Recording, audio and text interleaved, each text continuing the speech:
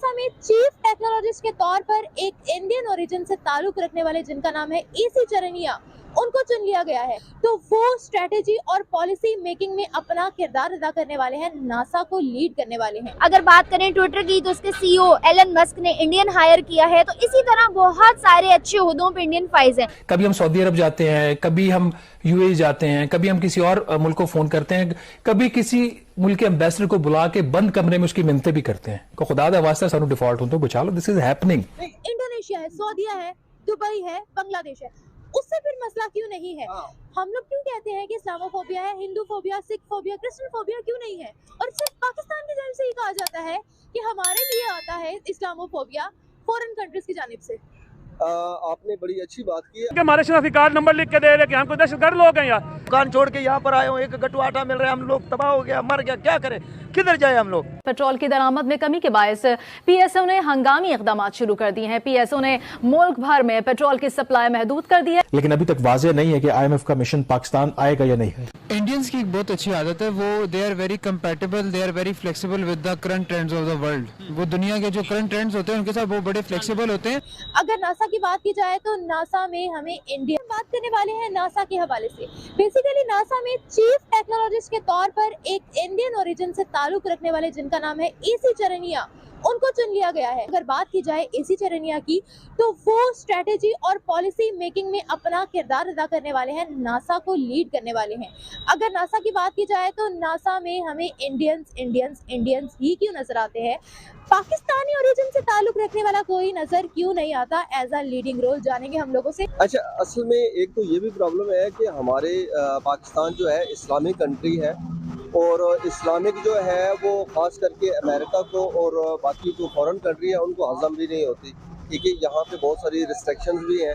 और दूसरी जो सबसे बड़ी बात ये है कि पाकिस्तान मतलब ये जो आपस में जो हमारी सियासी लोग हैं और इसके अलावा हमारी इस्टेब्लिशमेंट है, इनकी आपस की लड़ाइयाँ ही नहीं ख़त्म होती, जिसकी वजह से जब भी कोई आता है या तो कमीशन की बात होना शुरू हो जाती है या इसके अलावा मतलब जब भी कोई सियासतदान आके वो अपनी जगह बनाता है, तरक्की की तरफ गामज़न होना शुरू होता है, उससे पहले उसका पलड़ा जो है वो उल्टा दिया। सॉरी सर, मैं आपकी बात काट रही हूँ, लेकिन आपने बोला है कि इस्लामिक कंट्री से सबको मसला है, तो पाकिस्तान के अलावा दूसरी भी इस्लामिक कंट्रीज हैं। इंडोनेशिया है, सऊदीया है, दुबई है, बांग्लादेश है, उससे फिर मसला क्यों नहीं है? हम लोग क्यों कहते हैं कि इस्लामोफोबिया है, Hindu phobia, Sikh phobia, Christian phobia क्यों नहीं है? और सिर्फ पाकिस्तान की जानिब से ही कहा जाता है कि हमारे लिए आता है इस्लामोफोबिया फॉरेन कंट्रीज की जानिब से। आपने बड़ी अच्छी बात की है। अगर आप इंडोनेशिया या बांग्लादेश का तो आई डोंट नो, बाकी जो आपने कंट्रीज का नाम लिया है जो मुस्लिम कंट्री है वहाँ पे आप जाके देखें, ज़रा उनका पहनना ओढ़ना देखें और उनके वहाँ पे क्लब बने हुए हैं। तो हम यहाँ पे आपस में जो मुसलमान ही हैं, हमारे इतने प्रॉब्लम है कि शिया सुन्नी वहाबी फलाना फलाना, हम तो फिरका वरीयत में इतने बटे हुए हैं, तो वहाँ पे किसी को कोई फर्क नहीं पड़ता, ठीक है सर। यहाँ पर मैं आपको ये कहना चाहूंगी कि आपको पता है इकोनॉमी की वॉर है ये, ठीक है।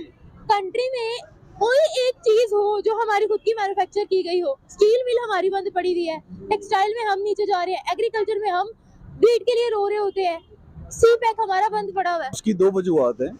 मेन जो वजूहत है उसमें से सबसे पहले ये है कि हम आईटी में अभी बहुत पीछे हैं, ठीक है। और पाकिस्तान की जहाँ तक अगर आप बात करें कि पूरी दुनिया में पाकिस्तान अपना फिल वक्त अपना लोहा मनवा रहा है, लेकिन अभी उसको बहुत ज़्यादा काम करना पड़ेगा। किस चीज़ में हम लोहा मनवा रहे हैं? आईटी में हम अपना लोहा मनवा रहे हैं, लेकिन अभी हमें मजीद बहुत सारा काम करना पड़ेगा। और जो सबसे मेजर चीज़ है कि पूरी दुनिया में अगर देखा जाए तो इंडियन जितनी भी टेक्नोलॉजी में जो लोग जा रहे हैं वो वहाँ पे जाके स्टडीज़ के साथ वहाँ पे जो है ना वो उनका अपना इनपुट भी देते हैं। हमारी लॉबिंग भी जो है ना बहुत कम है। इंडियन लॉबी जो है ना वो अपनी लोगों को बड़ा लॉबिंग करके अच्छी अच्छी पोस्टों पे लेके जाते हैं, इनकरेज करते हैं और उनके लिए प्लेटफॉर्म मुहैया करते हैं। पाकिस्तान में ऐसा कोई प्लेटफॉर्म नहीं है। जब तक कोई कंपनी यहाँ पे पाकिस्तान में आके अपने इन्वेस्टमेंट नहीं करेगा तब तक हम जो है वो दूसरी कंट्रीज में जाके जो ना अपना आउटपुट नहीं दे सकते। अच्छा।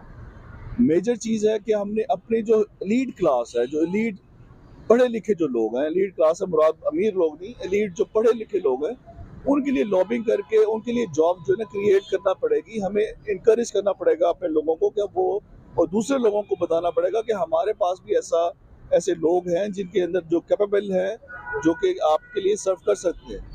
तो ये चीज का फुकदान है पाकिस्तान में। सर 1 सेकंड, हम कह रहे हैं कि हमें बताना पड़ेगा। आप देखिए आधे से ज्यादा पाकिस्तान कहाँ है? बाहर के मुल्कों में, वहां पर जाकर काम कर रहे हैं। बाहर के मुल्कों को जिसमें कैपेबिलिटी नजर आएगी, टैलेंट नजर आएगा, क्योंकि आपको पता है फॉरेन कंट्रीज को क्या चाहिए होता है। नहीं, इसमें इख्तिलाफ मेरा ये है कि बेसिकली क्या है कि जितना भी पाकिस्तान से जो बाहर जो लोग बैठे हुए हैं वो ज्यादातर लेबर क्लास है। अच्छा सर, मुझे एक बात बताएगा, अगर पाकिस्तान में हम स्पेस साइंस की बात करें तो मेरा नहीं ख्याल कि बच्चों को किसी भी स्कूल में इसके लिए इनकरेज किया जाता है।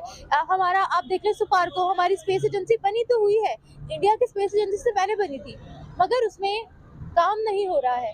जो सैटेलाइट्स बने भी हैं वो भी with the help of China बने हैं। कभी हम सऊदी अरब जाते हैं, कभी हम यूएई जाते हैं, कभी हम किसी और मुल्क को फोन करते हैं, कभी किसी मुल्क के एम्बेसडर को बुला के बंद कमरे में उसकी मिन्नतें भी करते हैं कि खुदा दा वास्ता सानू डिफॉल्ट हो तो बचा लो, दिस इज हैपनिंग।